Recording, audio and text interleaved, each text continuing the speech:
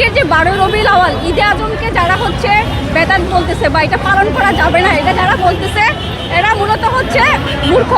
কারণ প্রাণাদিক প্রিয় নবী দুনিয়াতে না আসলে তো সে নিজেও সৃষ্টি হতো না, এই আকাশ বাতাস কোনো কিছুই সৃষ্টি হতো না।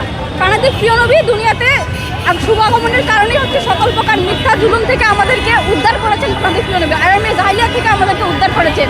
এবং প্রাণাদিক প্রিয় নবীর শুভ আগমন শুধুমাত্র মুসলিমদের জন্য নয়, সারা মানবমণ্ডলী প্রত্যেকটা ধর্মের মানুষের জন্য রহমত কল্যাণ। আর প্রাণাদিক প্রিয় নবী যেহেতু সর্বোচ্চ খুশি প্রাণাদিক প্রিয় নবী দুনিয়াতে আসা, তাহলে ওরা বলে যে ঈদ তো দুইটা, আর তো ঈদ পালন করা যাবে না। তাহলে ঈদ শব্দটার অর্থ হচ্ছে খুশি। তো প্রাণাদিক প্রিয় নবী দুনিয়াতে শুভ আগমন করেছেন, এর থেকে খুশি তো দুনিয়াতে আর কোনো কিছু হতে পারে না। তো যারা এটার বিরোধিতা করে তারা মানতে হবে তারা মুসলমান না, তারা মানুষই না, তারা মানুষের কাতারেও পড়ে না। কারণ প্রাণাদিক প্রিয় নবী আল্লাহ তাআলার যাতে পাকে নূর, আর নূর হতে সৃষ্টি। আমাদের কোরআনে বলা হচ্ছে কাজ্জাকুম মিনান নাহি নূর, এটার মধ্যে কিন্তু বলা হচ্ছে যে প্রাণাদিক প্রিয় নবীকে আল্লাহ তাআলা কি নিজের জাতে পাকে নূর থেকে প্রাণাদিক প্রিয় নবীকে সৃষ্টি করেছেন, আর সেই নূরের আলোকে পৃথিবীকে সৃষ্টি করেছেন। আর যারা এটাকে বেদাত হিসেবে